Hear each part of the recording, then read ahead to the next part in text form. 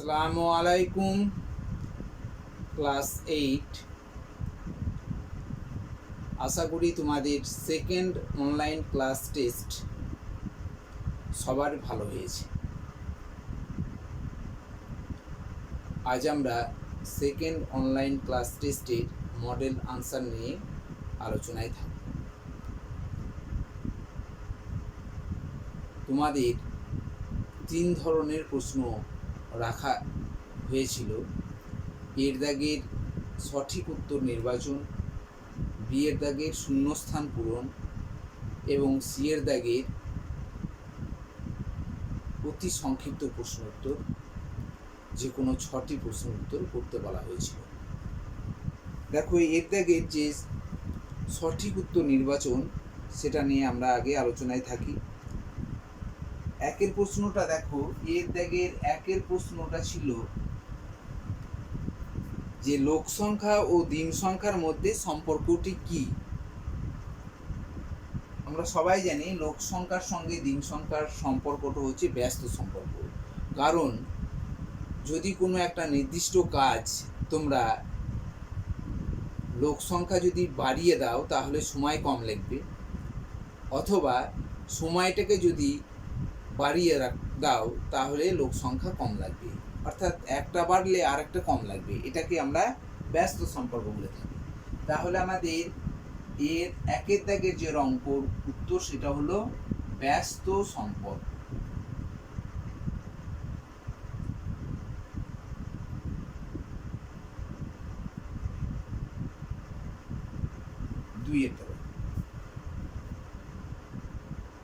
দুইয়েরটা কি বলেছে না, 3/20 ভগ্নাংশটিকে শতকরায় প্রকাশ করো।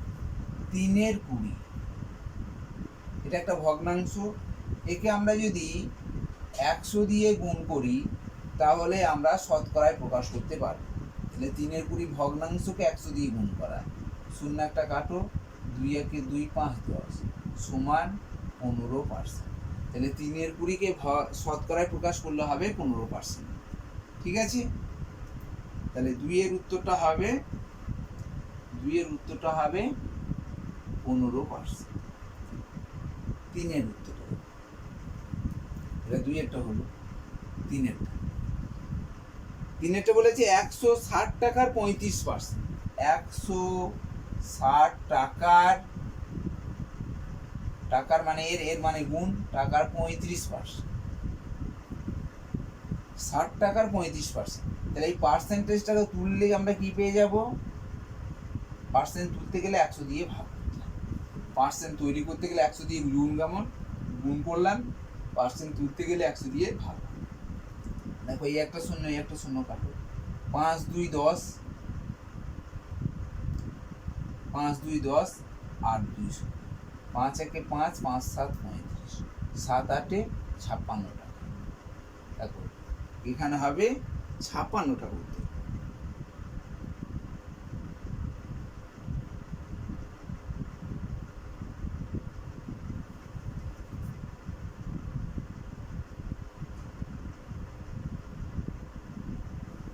চারের অঙ্ক,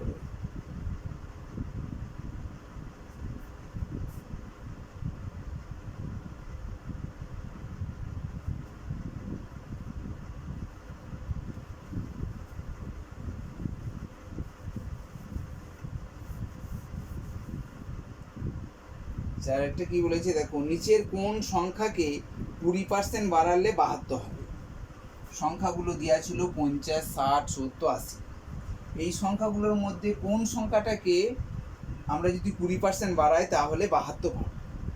দেখো, আমাদের জানা নেই, সংখ্যাটা এক্স হলাম, তাহলে এক্স সংখ্যাটাকে যদি আমরা 20% বাড়াই, দেখো বাড়ানো মানে 100-র সঙ্গে যোগ, 100 + 20%।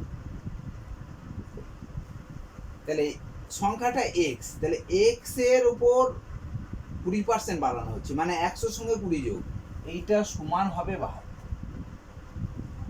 ঠিক আছে, তাহলে দেখো এক্স গণিত 120% মানে 120% তুলতে গেলে 100 দিয়ে ভাগ, সমান 72। তাহলে এক্স সমান কত হবে? 72। আর এটা ওই দিকে নিয়ে গেলে দেখো গুণ আছে, ভাগ হয়ে যাবে, ভাগ হলে উল্টে যাবে, 100 পড়ে যাবে নিচে 100 একটা শূন্য একটা শূন্য 12কে 12 6 12 72 6 10 60। তাহলে এই যে 60 সংখ্যা, এই 60 সংখ্যাটাকে যদি আমরা 20% বাড়াই তাহলে 72 হবে। তাহলে এখানে 4-এর দাগের উত্তরটা হবে 60। 5-এর অঙ্ক।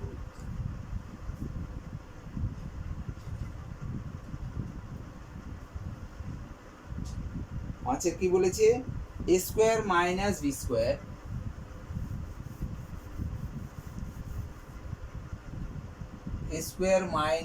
স্কয়ার এর দুটি যে উৎপাদক, সেই দুটি উৎপাদকের সমষ্টিগত। দেখো a square minus b square এর সূত্র কি? a plus b a minus b। তাহলে এই একটা উৎপাদক, এই একটা উৎপাদক, এদের সমষ্টি মানে যোগ, a প্লাস b যোগ a মাইনাস b। দেখো এইটার সঙ্গে এটা যোগ করছি, তাহলে এটা a প্লাস b, তার সঙ্গে যোগ চিহ্ন দিয়ে a মাইনাস b। এখন দেখো b b কেটে গেল, সমান 2a। অর্থাৎ এখানে উত্তরটা হবে, উৎপাদক দুটির সমষ্টি হবে 2a।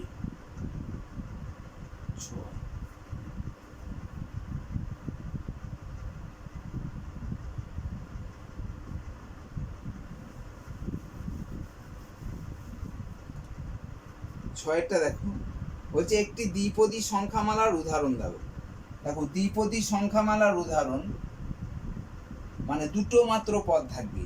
দেখো এখানে প্রথমটা দেওয়া ছিল a স্কয়ার, এটা কিন্তু একটা পদ, তাহলে এটা একপদী সংখ্যামালা। 2a এটাও একটাই পদ, a এর দ্বিগুণ, এটাও একটা পদ, এটাও একপদী সংখ্যামালা। a প্লাস 2 দিয়ে আছে, এটা হচ্ছে দ্বিপদী, এই একটা পদ, এই একটা পদ, দুটো পদ। ধরো a square plus 2a plus 1, একটা দুটো তিনটে পদ, তাহলে এটা হবে ত্রিপদী সংখ্যামালা, এটা হবে ত্রিপদী সংখ্যামালা, এটা হবে দ্বিপদী সংখ্যামালা। এখানে তোমার কাছে উত্তর চেয়েছে দ্বিপদী সংখ্যামালা কোনটা, তাহলে দ্বিপদী সংখ্যামালা কত হবে? a প্লাস, ঠিক আছে।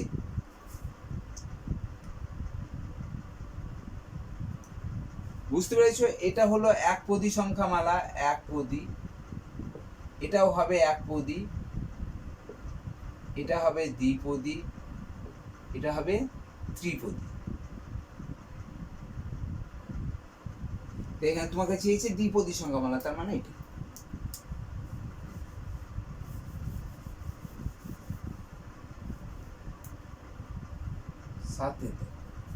সাতের কি বলেছে? কোন দ্রব্যের নিচের কোণটির মধ্যে একান্তর কোণ দেখা যায়। একান্তর কোণ দেখা যায়, দেখো টি এর মধ্যে একান্তর কোণ দেখা যায় না। দেখো একান্তর কোণ হচ্ছে এইরকম, এইটার একান্তর কোণ এই। তাহলে এইরকম একান্তর কোণ দেখা যাবে এখানের মধ্যে টি না এল না এন না পি, এইটার মধ্যে। তুমি নিজেই বুঝতে পারছো যে একান্তর কোণ দেখতে গেলে দুটো সরল রেখা আর একটা সরলরেখা যখন ছেদ করবে, ছেদকের বিপরীত দিকে অবস্থিত কোণ। দেখো এই একটা সরলরেখা, এই একটা সরলরেখা, এটা ছেদ করছে, তাহলে এর বিপরীত দিকে দুটো কোণ উৎপন্ন হচ্ছে, ছেদকের বিপরীত দিকে দুটো কোণ উৎপন্ন হয়েছে, তাই এই কোণটাকে বলা হবে একান্তর।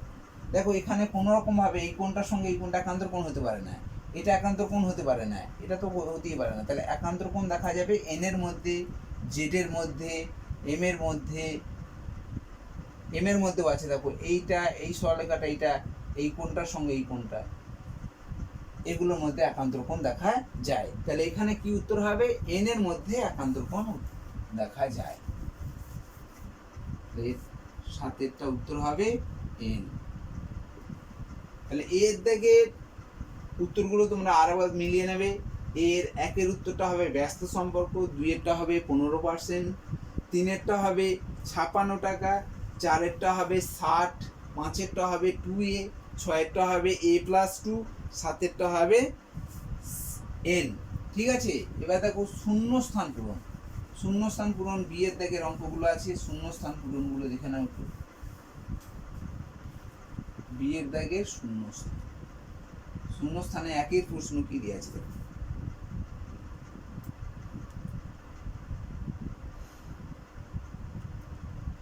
বলছে কোন দ্রব্যের 4/7 অংশের মূল্য 160 টাকা হলে সম্পূর্ণ দ্রব্য, সম্পূর্ণ দ্রব্য মানে এক অংশ। তাহলে দেখো 4/7 অংশের মূল্য দ্রব্যের 4/7 অংশের মূল্য 160। তাহলে দ্রব্যের 1 অংশের মূল্য, 1 অংশ মানে হচ্ছে সম্পূর্ণ মূল্য, 1 অংশের মূল্য কি হবে, এটা উল্টে যাবে 7/4, 4 4 4 7 8, 280 টাকা। তাহলে শূন্য স্থানে বসবে 280 টাকা। 1-এর শূন্য স্থানে উত্তর হবে 280 টাকা। ঠিক আছে, এবার দেখো 2-এর 2 ডজন কলার দাম 60 টাকা হলে 4টি কলার দাম কত? দেখো 2 ডজন মানে কত, 1 ডজন সমান 12টা। তাহলে 2 ডজন সমান কটা হবে, 12 × 2 সমান 24টি। ঠিক আছে, তাহলে দেখো 24টি কলার দাম 60 টাকা। একটি কলার দাম কত হবে, আর দেখো 4টি কলার দাম, 4টি কলার দাম 60 × 4/4 6 24, 6 6 6 10 সমান 10 টাকা। তাহলে 2-এর অঙ্কের উত্তর হবে 10 টাকা, অর্থাৎ 4টি কলার দাম ছিল 10 টাকা। এবার দেখো 3-এরটা হচ্ছে 3 ঘন্টার 30% সমান কত মিনিট? 3 ঘন্টার 30% সমান, 3 ঘন্টা মানে কত, 3 ঘন্টা মানে হচ্ছে 3 × 60, আমরা জানি 1 ঘন্টা মানে 60 মিনিট সমান 180 মিনিট। ঠিক আছে, 3 ঘন্টা মানে 180 মিনিট। এই 180 মিনিটের 180 মিনিট গণিত 30%। তাহলে দেখো, তাহলে 180 মিনিট গণিত 30/100।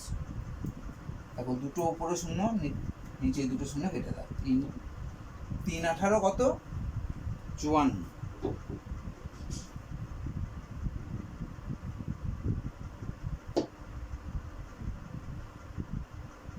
সরি, এটা 3 ঘন্টা নেই, 2 ঘন্টা আছে, 2 ঘন্টা মানে 120 মিনিট।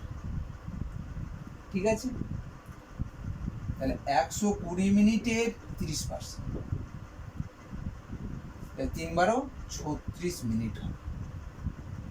ঠিক আছে, এটা 2 ঘন্টা ছিল, আমার দেখতে ভুল হয়েছে। তো 2 ঘন্টা মানে হচ্ছে 2 × 60 মানে 120 মিনিট হলো। এই 120 মিনিটের 30% সমান কত মিনিট? তাহলে 120 মিনিট গণিত 30%, 30%কে ভগ্নাংশে প্রকাশ করলাম। দেখো উপরে দুটো শূন্য আর নিচে দুটো শূন্য কাটলাম, 3 × 36 মিনিট উত্তর। তাহলে 3-এর শূন্যস্থানটা হবে 36 মিনিট 4।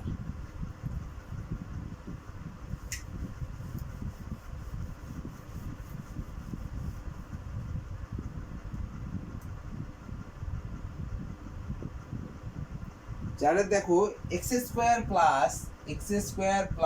2x, এই রাশিমালার একটি উৎপাদক x + 2, এই রাশিমালাটার একটা উৎপাদক x + 2 হলে আরেকটি কত? দেখো এই রাশিমালার মধ্যে আমরা কমন উৎপাদক কি পাচ্ছি না, এর মধ্যে x² এর মধ্যে x আছে, 2x এর মধ্যে একটা x আছে, তাহলে x কমন নেব। তাহলে x কমন নিলে x² থেকে x যদি কমন নাও তাহলে একটা x পড়ে থাকবে, আর 2x থেকে যদি x কমন নাও তাহলে 2 পড়ে থাকবে। তাহলে এইখানে যে এই যে রাশিমালার, সেই রাশিমালার দুটো উৎপাদক, একটা x আর একটা হচ্ছে x + 2। একটা হচ্ছে এই রাশিমালার দুটো উৎপাদক, একটা হচ্ছে x আর একটা হচ্ছে x + 2। তাহলে এই দুটো উৎপাদকের মধ্যে x + 2টাকে তোমাকে বলে দিয়েছে, তাহলে অপরটা কত হবে, এইটা বলা আছে, তাহলে এইটা হবে xটা। তাহলে 4 নম্বর অঙ্কের উত্তরটা হবে x। বুঝতে পেরেছো, এই রাশিমালার দুটো উৎপাদক, একটা হচ্ছে x আর একটা হচ্ছে x + 2। x + 2টা তোমাকে বলে দিয়েছি যে এর একটা উৎপাদক x + 2, তাহলে আরেকটা x হবে। যদি বলা হতো xটা যদি একটা উৎপাদক হয় তাহলে আরেকটা কি হবে, x + 2। ঠিক আছে, এবার 5-এরটা দেখো, 5-এরটা বলা হচ্ছে x² + 5x + 6 সমান x + p * x + 2 হলে পি সমান কত, এত হলে পি সমান কত, এটা বার করতে হবে। দেখো দেখো এটার আমরা উৎপাদক বিশ্লেষণ করতে পারি। এটার 3 2 6, তাহলে x square plus 3x plus 2x plus 6। দেখো এটার আমরা উৎপাদক বিশ্লেষণ করতে পারলাম। 3 2 6, 3 আর 2 যোগ করে 5 হচ্ছে, 3 আর 2 যোগ করে 5 হচ্ছে, সমান এটা যা আছে তাই লিখে দাও, x plus P x plus, ঠিক আছে। দেখো এক্স কমন নিয়েছো এখান থেকে, এটা উৎপাদক তোমরা সবাই জানো করতে, প্লাস 2 কমন নিলাম এক্স প্লাস 3 সমান x plus P x plus, ঠিক আছে। দেখো এক্স প্লাস 3 দু জায়গাতেই আছে, আবারও কমন নাও এক্স প্লাস 3, তাহলে এক্স এক্স প্লাস 2 পড়ে থাকছে সমান x plus P into x plus 2।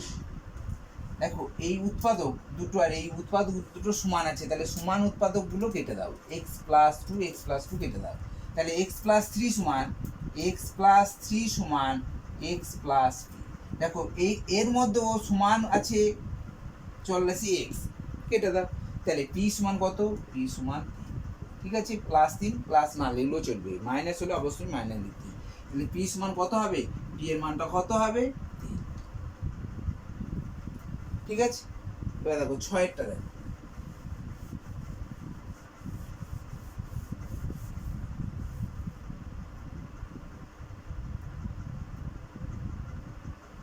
দেখো বলা হয়েছে 6-টা x square minus 4x plus 4 এর এক্স টু দি পাওয়ার 0 সহগ কত, এর সহগ কত, এটা প্রশ্ন। দেখো আমরা এটা যদি আমরা মানের ঊর্ধ্বক্রমে সাজাই ঘাতের, তাহলে এক্স স্কোয়ার হলো মাইনাস 4 এক্স টু দি পাওয়ার 2 এর পর 1 হবে, তারপর 4 এক্স টু দি পাওয়ার 0 হবে, ঠিক আছে। দেখো এক্স এর ঘাত 2, তারপর এক্স এর ঘাত 1 হবে, তারপর 0 হবে, তাহলে এক্স টু দি পাওয়ার 0 এটা সহগ কোনটা, এটা তার বাম পাশেরটা সহগ বলা হয়, তাহলে অতএব এক্স টু দি পাওয়ার 0 এর সহগ কত হবে, প্লাস 4, শুধু 4 লিখলেও হবে, আবার প্লাস 4 লিখলেও হবে, ঠিক আছে। প্লাস না লিখলেও হয়, কিন্তু মাইনাস থাকলে অবশ্যই মাইনাস 4 লিখতে হবে, বুঝতে পেরেছো। যদি এখানে মাইনাস থাকতো তাহলে মাইনাস 4 লিখতে, এখানে কিন্তু মাইনাস নেই, প্লাস 4 আছে, সেই জন্য শুধু 4 লিখলেই হবে, তাহলে উত্তরটা হবে 4 7।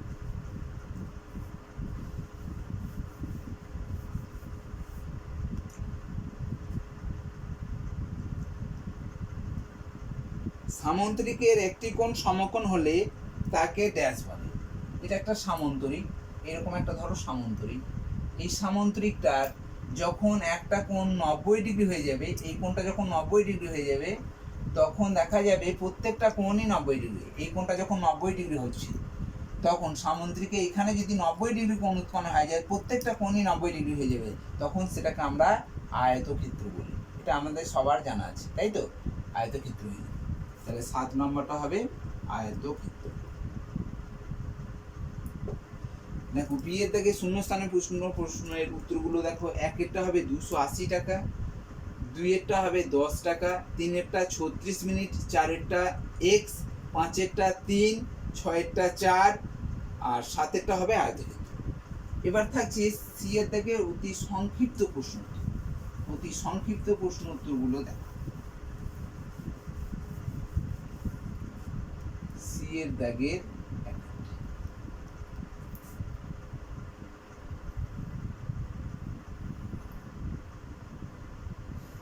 যে 2.5% কে ভগ্নাংশে প্রকাশ করো।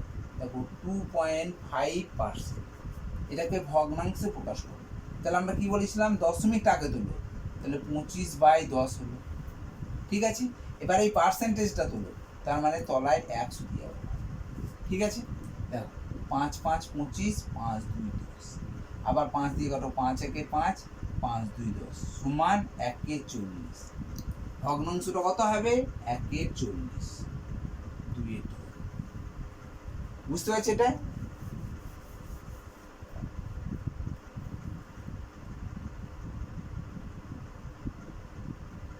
দুইয়েরটা আছে 1.25 টাকা 5 টাকার শতকরা প্রকাশ করো। 1.25 টাকা, এটা হবে লব, আর হর হবে 5 টাকা। ঠিক আছে, 1.25 টাকাটা 5 টাকার শতকরা প্রকাশ করো, গণিত 100।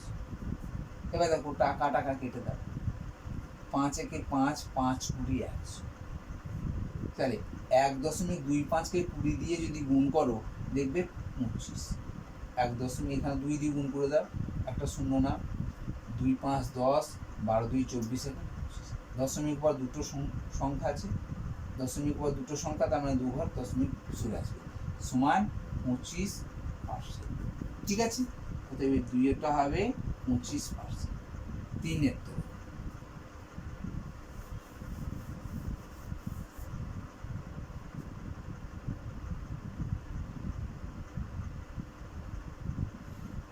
হচ্ছে একটি আয়তক্ষেত্রে দৈর্ঘ্য দিয়ে আছে এবং প্রস্থ দিয়ে আছে, ক্ষেত্রফল কত?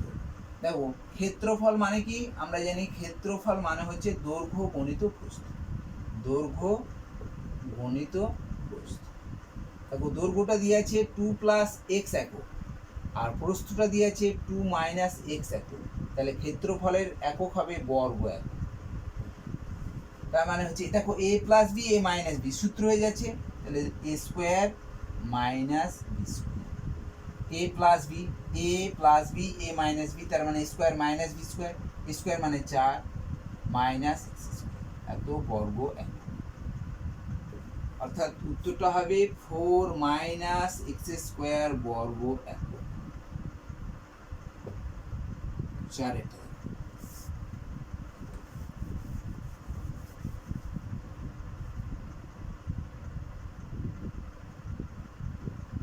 x এর কোন মানের জন্য x³ x এর কোন মানের জন্য x³ - 3x + 2 এই রাশিমালাটির মান 0 হবে। x এর কোন মানের জন্য এই রাশিমালাটির মান 0 হবে। দেখো আমরা এখানে পাশে x এর মান আমরা x = 1 ধরলাম, 1 ধরে দেখি, 1 যদি ধরি তাহলে 1 এর কিউব, x এর জায়গায় 1 বসাবো, তাহলে 1 এর কিউব মাইনাস 3 গণিত 1 যোগ 2, তাহলে 1 এর কিউব মানে কত 1, মাইনাস 3 গণিত 1 মানে 3 যোগ 2। দেখো যোগ চিহ্নগুলো এখানে যোগ আছে, এটা যোগ আছে, তাহলে +1 +2 যোগ করলে +3 আর -3। দেখো +3 আর -3 কেটে 0 হয়ে যাবে। তাহলে এই রাশিটির মান 0 কখন হচ্ছে না, x এর মানটা যখন 1 ধরছি। তাহলে x এর মান যদি 1 ধরি তাহলে রাশিটির মান হবে 0। তাহলে এখানে হবে x = 1, x = 1 ধরলে আমরা এই রাশিটির মান 0 পাবো। ঠিক আছে, তুমি অন্য কোনো সংখ্যা দিয়েও দেখবে সেখানে তুমি 2 ধরলে দেখবে যে সমান হচ্ছে না।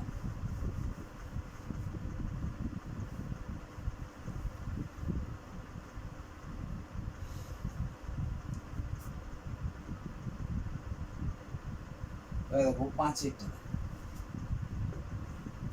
5-এরটা বলেছে ট্রেনে বর্ধমান থেকে হাওড়া যেতে ভাড়া 25 টাকা, ট্রেনের ভাড়া 20% বেড়েছে, এখন ট্রেনে বর্ধমান থেকে হাওড়া যেতে কত ভাড়া লাগবে? তাহলে দেখো আগে ভাড়া ছিল কোন টাকাটা 25 টাকা, তাহলে এই 25 টাকার ভাড়া ছিল, এখন ভাড়া 20% বেড়ে যাচ্ছে, তার মানে এই 25 টাকা 20% ভাড়া বাড়ছে, 20% ভাড়া বাড়া মানে হচ্ছে 100 সঙ্গে যোগ হবে, বলেছিলাম বেড়ে গেলে যোগ হবে, যদি 20% কমে যেত 100 - 20% হয়ে যেত, সমান 25 টাকা গণিত 120/100। ঠিক আছে, একটা শূন্য কাটো, 5 দিয়ে এবার কাটো, 5 5 25, 5 2 2 1 2 2 6 5 সমান 6 5 30 টাকা।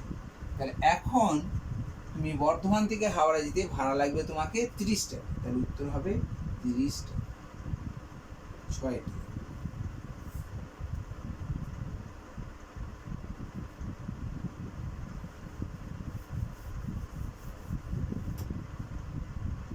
কি বলেছে, ছেদক বা ভেদক কাকে বলে? দেখো দুটো একটা সরলরেখা যখন একাধিক দুটো সরলরেখা, এক বা একাধিক দুটো সরলরেখাকে, যখন একটা সরলরেখা এক বা একাধিক সরলরেখা যদি আলাদা আলাদা বিন্দুতে ছেদ করে, তখন তাকে সেই সরলরেখাটাকে আমরা ছেদক বলবো। তাহলে এখানে এ বি, এটা সি ডি, এটা ধরো ই এফ, এটা জি, এই ই এফটাকে বলা হবে ছেদক। তাহলে একটা সরলরেখা যখন এক বা একাধিক, দুই বা তার বেশি সরলরেখাকে যদি একাধিক আলাদা আলাদা বিন্দুতে ছেদ করে, তখন তাকে আমরা সেই সরলরেখাটাকে আমরা ছেদক বলব। ঠিক আছে, ছয় সংজ্ঞাটা তোমরা লিখে নেবে। কি বললাম, যে একটি সরলরেখা যখন দুই বা তার বেশি সরলরেখাকে আলাদা আলাদা বিন্দুতে, একাধিক বিন্দুতে ছেদ করে, একাধিক বিন্দুতে ছেদ করে, তখন সেই সরলরেখাটাকে আমরা বলবো ছেদক। ঠিক আছে, এটাকে আমরা ছেদক বলবো। কিন্তু এটাকে ছেদক বলতে পারবো না, এটাকে ছেদক বলতে পারবো না। এই সরলরেখাটা একটা বিন্দুতে ছেদ করেছে, একাধিক বিন্দুতে যদি আলাদা, একাধিক বিন্দুতে যখন ছেদ করবে, তখন তাকে ছেদক বা ভেদক বলবো। যেমন এটা এইরকম ধরনের একটা সরলরেখা, আবার একটা সিডি, এটা ই এফ, জি এইচ, এটা এম এন দিলাম। তাহলে এখানে দেখো আলাদা আলাদা অনেকগুলো বিন্দুতে কি করছে, ছেদ করছে, তখন এই সরলরেখাটাকে আমরা তখন ছেদক বলব। ঠিক আছে,